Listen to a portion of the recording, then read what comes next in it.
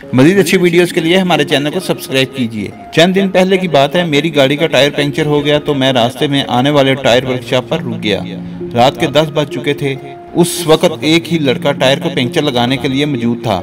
मुझसे पहले एक ही बंदा वहां मौजूद था जिसकी कार का पंक्चर लगाया जा रहा था। मैं उस दौरान गाड़ी से उतरकर बाहर कुर्सियों पर बैठ गया। पंक्चर की दुकान का बूढ़ा मालिक वहां पहले से बैठा हुक्का पी रहा था। हुक्का देखते ही मेरी तबीयत बेचैन हुई और बेतकल्फी से कहा, वाह अंकल, मज़ा आ गया। मैंने उसके हुक्के को देखते हुए कहा, क्या मैं भी एक सूटा लगा लूं? वो हंसकर बोला, सत बिस्मिल्लाह। उसने हुक्के की ने मुझे थमा दी और मैंने पहले ही कश लगाया था कि खांसी का दौरा पड़ गया। पुत्र जी, हुक्का पीना मर्दों का काम है, ये कोई सिगरेट नहीं है। हुक्के के लिए फेफड़ों में जान होनी चाहिए। अब कौन सी जान अंकल? मैंने कहा तो वो मेरी बात समझ गया। वाकई पहले वाली खुराकें और वर्जिशें अब कहाँ पुत्र जी। वो कम से कम 80 साल के ऊपर था। घनी और बाड़ी मूछें, सीना चौड़ा, बदन कश्ती बंद पहना हुआ था। वो बार बार एक ही लफ्ज बोलता, अल्लाह दिया शाना वेखो। लगता था ये उसका तकिया कलाम था। उससे बेतकल्फी शुरू हो गई और पुराना जमाना याद करने लगे। देसी लोगों की देसी बातें। बातों ही बातों में उसने मुझे एक हैरानकुन वाकया सुनाया, इंतहाई नाकाबिले यकीन वाकया जिसे सुनकर कोई भी यकीन नहीं करेगा। वाकया उसकी ज़ुबानी ही सुने। मैं उस वक़्त 10 साल का था, समझ लो 70 साल पहले की बात है। मेरे बाप दादा सरगोदा के रहने वाले थे। रब दियां शाना वेखो। मेरे दादा की उम्र उस वक़्त 100 साल थी जब उसने मुझे ये वाकया सुनाया। वाकया ये था कि इस इलाके के ज़मींदारों ने अपनी ज़मीन पर एक कुआं खोदने के लिए मजदूरों बुलाए, जो खेतों में कई रोज़ तक कुआं खोदते रहे। कुआं काफ़ी गहरा हो गया और पानी निकलने के करीब था कि अचानक एक रोज़ कुएं की एक जानब से मिट्टी खसक कर कुएं में गिर गई और एक मजदूर उसमें दब गया। बाकी मजदूरों ने शोर मचाया, मंजूर मिट्टी नीचे दब गया है। मिट्टी निकाल कर उस मजदूर को निकालने की कोशिश की गई, लेकिन जब काफ़ी खुदाई के बावजूद मंजूर नामी मजदूर ना मिला तो उन्होंने सोचा कि शायद उन्हें मुगालता हो गया है, वो मजदूर कहीं चला ना गया हो। इसलिए उन्होंने मिट्टी दोबारा कुएं में डालकर उसको बंद कर दिया, क्योंकि अब उस जगह कुआं खोदना नहीं जा सकता था और ना ही उसको खाली छोड़ा जा सकता था, ताकि कोई उसमें अनजाने से गिरकर हलाक ना हो जाए।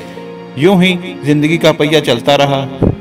25-30 साल बाद जमींदार फोत हुआ और उसकी औलाद ने काफ़ी सारी ज़मीनें बेच डाली। नए लोग आए और उन्होंने उस ज़मीन को आबाद करने के लिए फसलें काश्त करना शुरू कर दी और उन्हें अब भी ये कुएं की ज़रूरत पेश आई। आग से उन्होंने जिस जगह कुआं खोदना शुरू किया, ये वही जगह थी जहां पहले कुआं खोदा जा चुका था और एक सानहा रूनमा हुआ था।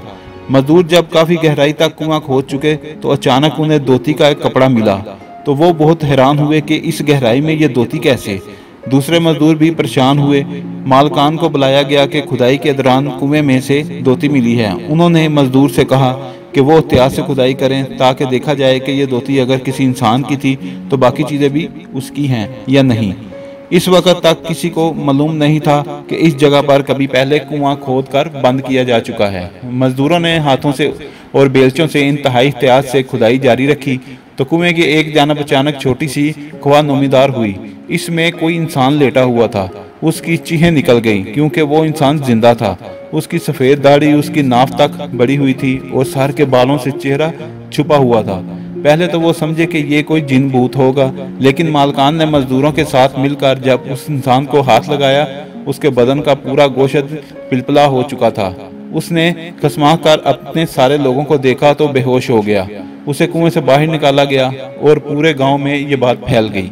किसी सियाने ने उन्हें मशवरा दिया कि इसको रुई में लपेट दें ताकि इंसान से हवा और मौसम बर्दाश्त नहीं होगा, क्योंकि ये न जाने कब से वहाँ पड़ा था।